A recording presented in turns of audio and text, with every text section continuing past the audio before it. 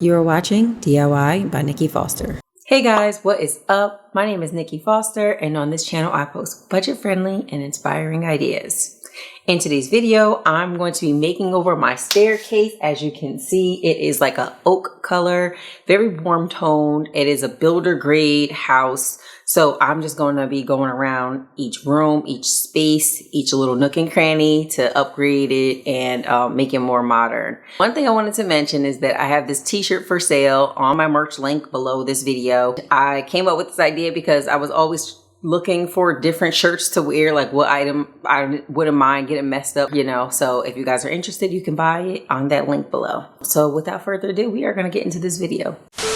So today is day one of my staircase makeover project. And basically what I'm going to be doing today is primarily cleaning the surfaces to degloss it and get it ready for painting. It is a process that kind of takes a while, but it's like so necessary, and you guys will see some of that in the video. All right, so I'm gonna be using vinyl gloves from the dollar store. I'm also gonna be using sponges. One side of the sponge is that absorbent side, and then the other side is that scrubbing side. So I'm gonna be using both sides of the sponge. Last but not least is the vinegar water solution that I have mentioned in many different videos. This is like one of my favorite cleaning solutions because it's natural. I always can make it, so I always have it on hand. Okay. So real quick, I just wanted to show you guys, this is why you want to clean your banisters and railings and stuff like that, because even though it might look clean, it's really not. And I'm just going to show you. So I'm going to clean this side. This one is like really dirty, but I'm using the vinegar water solution. Oop, vinegar water with a little bit of Dawn dish detergent to really get it off. And you can see how, like, once I scrubbed it, the stuff that was like invisible is now gone. You can't really see because it blends in to the wood, but that's why you want to clean it off. And I'm just using like a up and down motion, and I go around. Nice and clean. All that brown and stuff that was like in the grooves of the wood is now gone. And here's just a quick look at the before of the spindle before I used the scrubbing to clean it, and here's a quick look at the after. So as I mentioned before, I had tried a bunch of different cleaning solutions for like wood when I was doing like my cabinets and stuff like that, and this solution just works the best. I think it cleans it extremely well. It gets a lot of that grime off that you don't necessarily see, and also because it does such a good job, I just feel like why have the chemicals, you know what I mean? Why expose yourself to that? As I mentioned previously, prepping is a big part of the job, and the cleaning part is essential. I primarily use the vinegar, Dawn, and water recipe, but if you guys know of any other cleaners that are really good that I should try, just let me know in the comment section below. As you can see, I do have baby gates installed on my steps. This was an attachment that I had added to my stair railing, so I didn't have to actually drill holes into the wood. I'll be sure to link this in the description box below just in case there's any parents out there that are interested in something like this. I am taking these off so you guys will get the full reveal of how everything looks once the staircase makeover project is completed. So if you're like me, you have these wood buttons on your step. If one comes off, or one comes out rather, you'll need to replace them. These are called button plugs, and I use this along with some Gorilla Glue to replace them. So you just add a drop of glue inside the missing spot, and then place the button plug in. And then I like to hammer mine in just to make sure it's really snug in there, and then I just let it dry. I had a couple of missing ones throughout the staircase, so I did go ahead and replace all of them. And that was it for day one. All right, so today is day two of my staircase makeover project, and I'm going to be sanding and taping up. I'm actually just going to be working on one floor at a time, and I'm going to be using frog tape to tape this area up and then sanding it, and hopefully I get to stain as well. So we'll see. So I'm using an 80 grit coarse sanding sponge, and then I also have some single wood sheets for small areas. I do recommend that you buy a few sanding blocks because they do get worn down pretty quickly. So I recommend having maybe like 2 or 3 sanding blocks for the whole entire project, depending on how many staircases you have. I have 3 major staircases, so I bought a few of them and then a few other products that I'm going to show you guys in a few minutes. I am not sure why I thought I would be able to sand a whole first floor and then also tape it up and then also stain it. I don't know what I was thinking, but sanding is very intense. It has to be very smooth, like with the gloss removed from the surface, or else the oil stain will not stick. So I did have to make sure that I was sanding it extremely well to make sure that the surface was prepared properly. So to be clear, I am just sanding all the stairs. It is time consuming to sand and you want to make sure you're doing it right. And plus I was thinking about like the dust being all over the house multiple different times of, during the week. So I just decided to sand everything first. And speaking of dust, here is what like the first layer of dust just from the spindles and the railing of the staircase looks like. I'm using a t-shirt rag just to push the dust to the floor. Okay. And another thing I do is another thing I'm doing is I am going to be using my Black & Decker vacuum cleaner. This is like my stairs vacuum cleaner. It's portable and cordless to like get all the dust particles and sanding particles and stuff like that. So I'm going to do that now. This Black & Decker vacuum I purchased off Amazon, and I'll be sure to link it in the description box below. I like using this in between the sanding of stairs because it helps to keep everything a bit more clean and neat. It also helps to minimize a large amount of dust all at once, and this is a good way just to keep minimal dust in your house as you try to improve your staircase, especially if you have young children like I do. So after I vacuumed up the dust from the base of the stair railings, I went ahead and sanded the bottom portion of the stairs and then vacuumed it again. And right now, after sanding, you can see how light the oak is compared to the darker oak that has not been sanded yet. After everything was sanded, I did go follow up with a tack cloth just to get any extra dust that might have been lingering onto the surface. So if you're someone who prefers to use like more of like a power tool, the Black & Decker mouse sander is something I use for like the second part of the staircase. It did work really well. I actually prefer to use the hand sander over this just because I feel like I had more control and I can get like into the grooves a little bit better. But I did want to just show this and show it in the video that this is an option for anybody who would rather buy something like this. And this sander was only about $30 on Amazon. I'm still sanding, but I wanted to just show I stepped out and got another sanding block. This one is a medium grit, but it gets like in the edges. So I'm gonna use this sander to like get into the grooves here. I felt like it was a little hard to get it with the other one. Just getting underneath there just makes it a little easier to get into the small surfaces and the small crevices. Okay.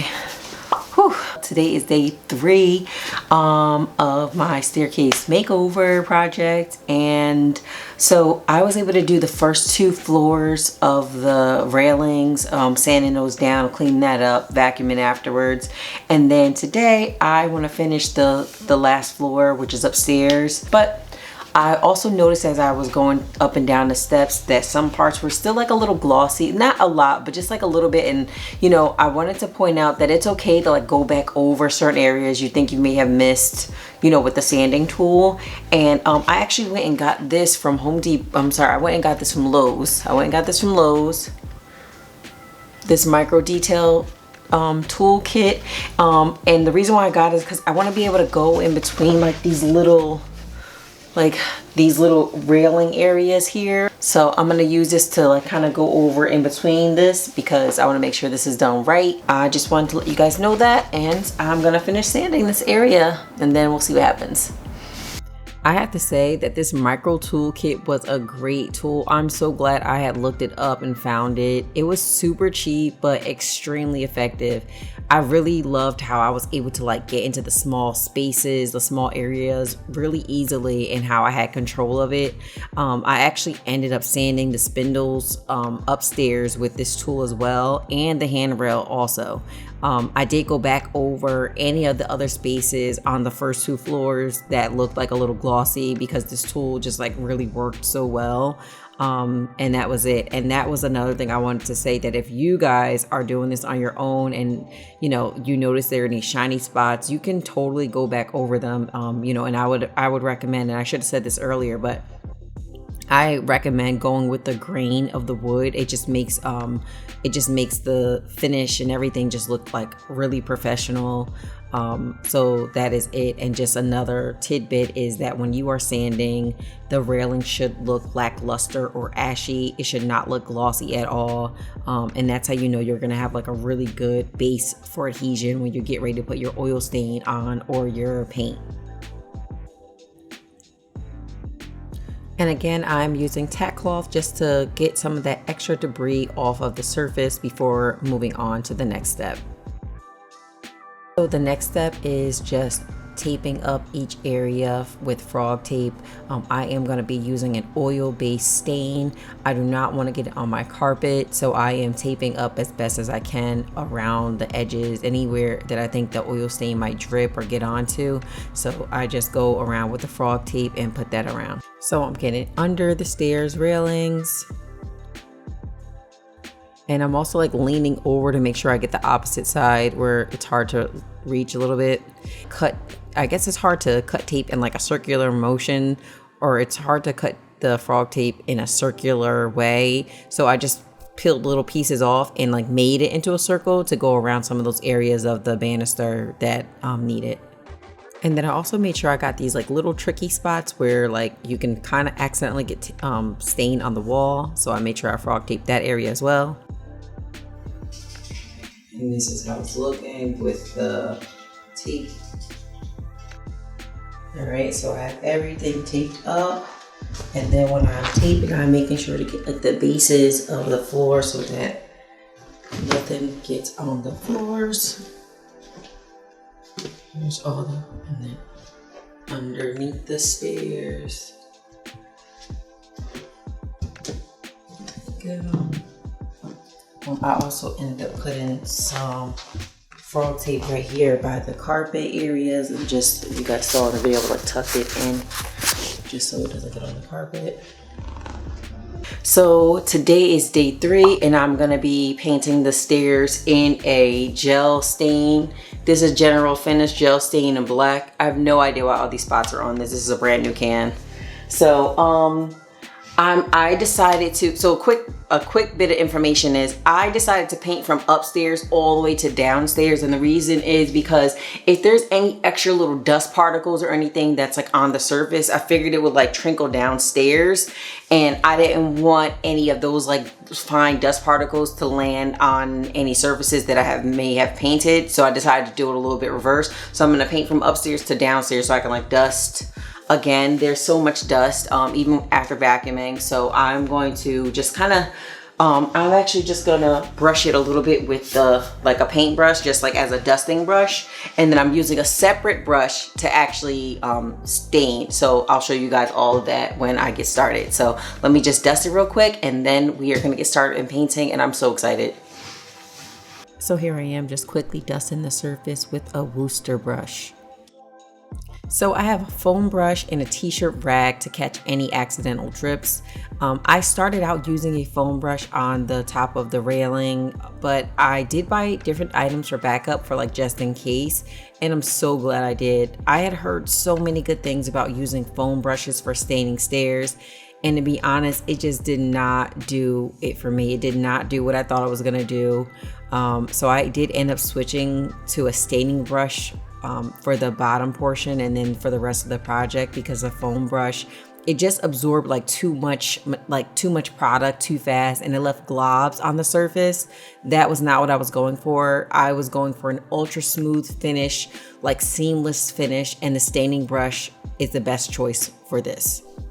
And this is pretty much how I feel about the staining brush. Quick little info, I ended up buying a staining brush too, and I find that this actually works way better than the foam brush. It allows the lines to go on like more smooth and glides on, and the foam brush, creates like little globs of paint or stain. So I actually went over the railing again just to like make sure it was nice and smooth with the staining brush. So I actually might just stick with this for the rest of the project. So this is an oil-based gel stain. I am using the color black. The gel stain says to apply one coat, then wipe it off with the t-shirt rag, but in my opinion, that made like way more mess than necessary, so I don't wipe it off. Also, I really did want a super dark luxe look, so applying one coat without wiping it off allowed me to get the coverage I was looking for, and I applied one coat and then let that dry overnight. So I recommend, like, if you have railings that you can't really get to from like the top of the surface and you have to like climb, like reach over, paint the bottom first, like paint the flat surface at the bottom of the stairs first, whatever this is called, and then go ahead and do the railings, because if you're leaning over, you're gonna get paint all over your shirt and stuff. So yeah. Also go with the grain when you're painting, so you should be going up and down with the grain. I like to, when I'm painting the stairs, I realized that this brush so this brush works really well. So in order to get the grooves just like cut in by the edges of the stair railings first, and then go in and paint the rest. I found that that is like the easiest way to do it. And here I am just finishing the gel stain for the top floor. You can see I'm like leaning over so that I don't get gel on my shirt, or trying not to, at least anyway. So the baby gate left a bit of like adhesive residue and like a tape residue on the railing, so I'm using Goo Gone to loosen up the adhesive. I am also using a mini scraper to scrape the adhesive off. Then I follow up with a vinegar water solution to remove the oil residue, and then just use my mini sanding tool to roughen up the surface and dust it off so I can apply the gel stain. And here is a closer look at what I meant by cutting into the edge of the spindles, then smoothing out the stain with the brush going in the direction of the wood grain. This helps because if there are any paint lines, this method makes them less visible. Another note is that the gel stain has a pretty strong smell, so it is recommended to air out all the areas you are painting in. I actually had all my windows open and a fan going, so this helped me with my drying time. And here I am just wrapping up the gel stain on the first floor. Okay, so today's day 5. I'm actually going to be doing a second coat of the black paint onto, well, the black gel stain rather, onto the stair railings. I'm also going to be doing more details, so I'm going to show you guys how I'm going to do that. So for the paintbrush, I ended up putting it in a plastic bag so I could reuse it, so it still was like wet. So I'm going to be able to reuse the same paintbrush that I was using before to go over it. This paintbrush was like really good. I liked using this a lot. And then for the details, I'm actually using these brushes, and these are gonna be like the tiny little corners that you can like not really see. These are not actual stain paint brushes. I actually picked these up from like Michael's, and I couldn't find my other one, so I just grabbed these. But I want to make sure I get into little crevices and grooves so that you know, everything looks more seamless and professional. So okay, so here is the first coat. It had dried overnight.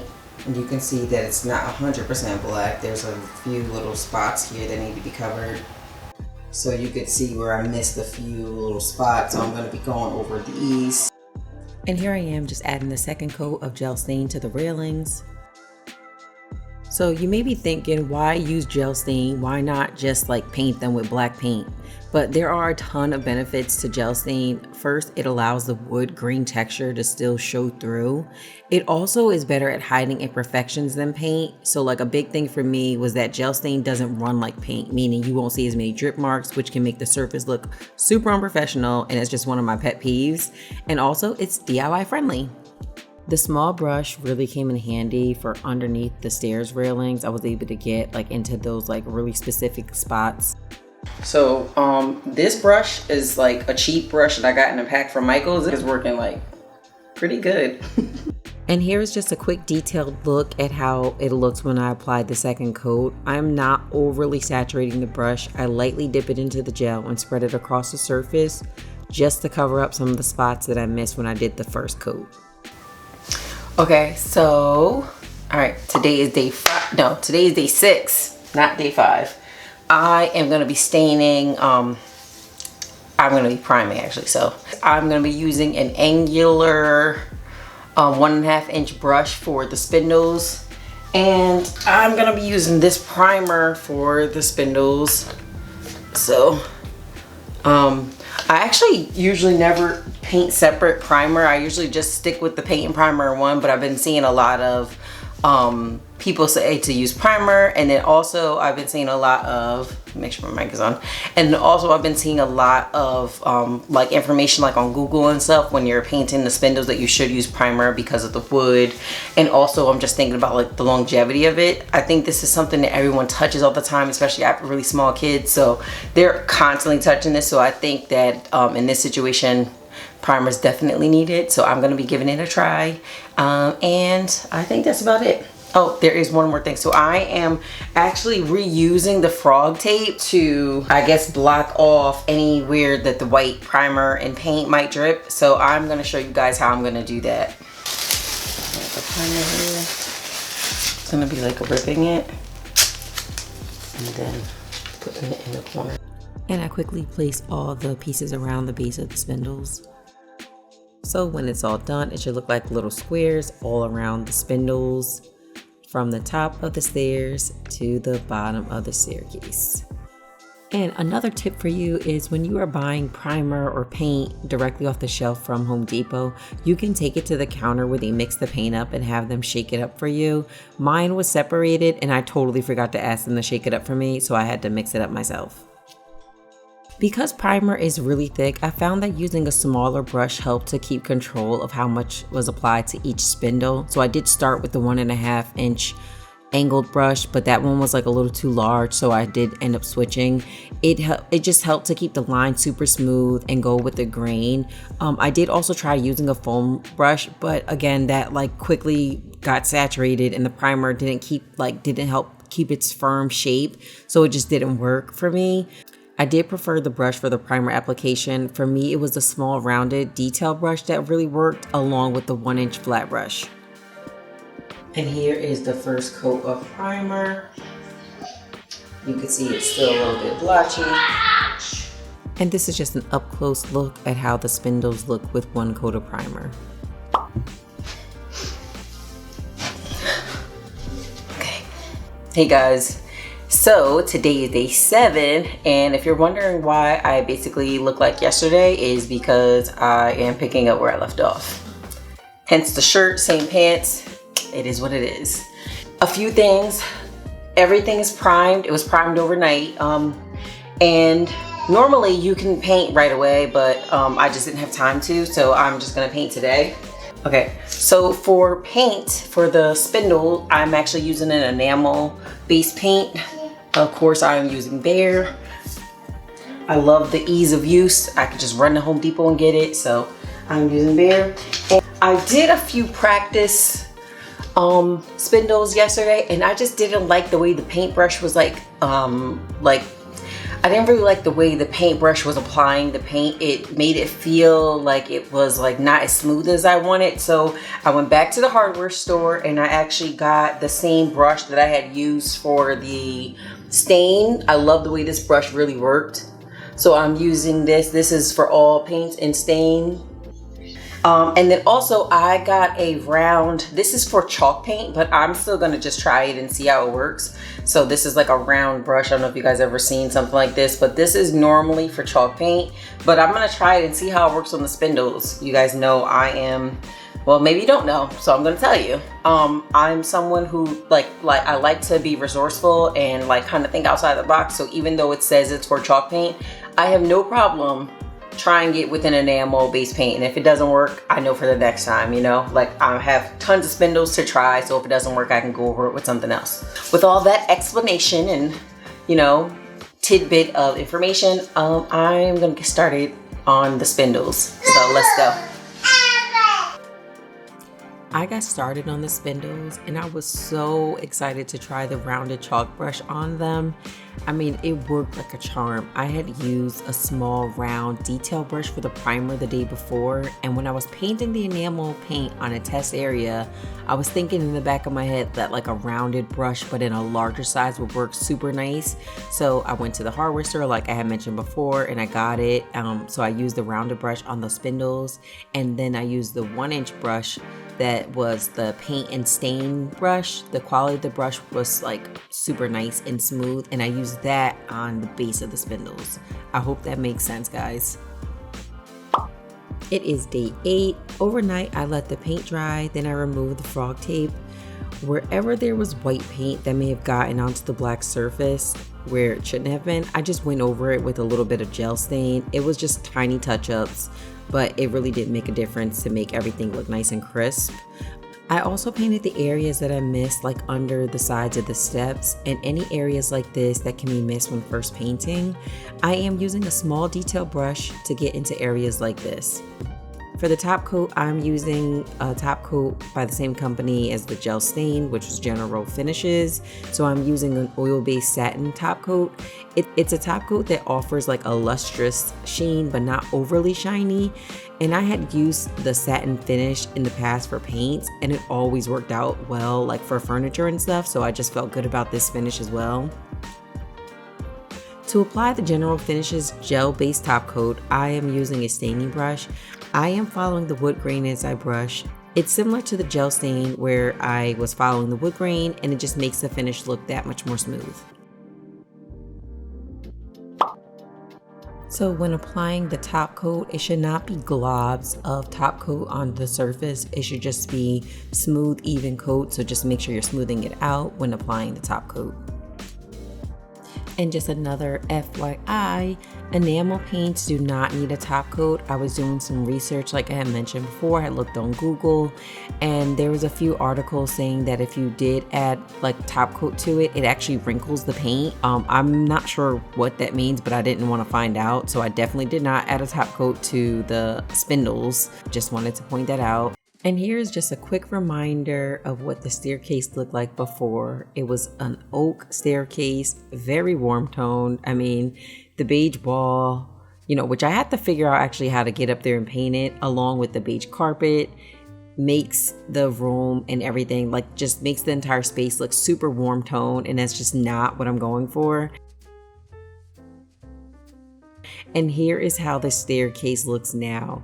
With just a few days of hard work and preparation, it really made the house look so much more updated and modern.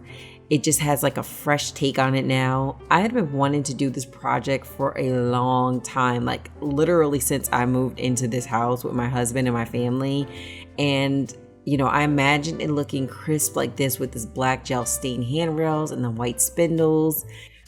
It really changed the way the living room space is looking so far, and like the hallway area and everything. And it definitely makes a better impact when someone's walking through the foyer.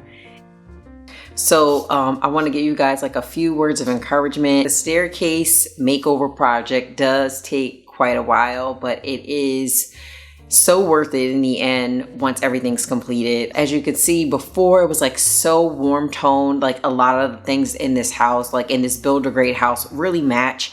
And I'm trying to like make it more contrast, creating this contrasting look with the black and the white spindles, and it's okay because it matches the carpet, it complements it rather. This project does take quite a while, but I like to break things up by day. So, day 1 was just sanding. I don't know what I was thinking when I thought I was going to be able to sand and clean everything up and paint and do everything like in one location. It's just not able to happen unless you just don't do anything else. So, but I like to break things up by day. That's how I do most of my projects. So when you guys are watching those bathroom makeover videos, when you're watching like the bedroom makeover videos, I'm only doing one thing per day. So I'm not gonna like exhaust myself to make sure the project gets done, overnight, because it's just not worth the stress.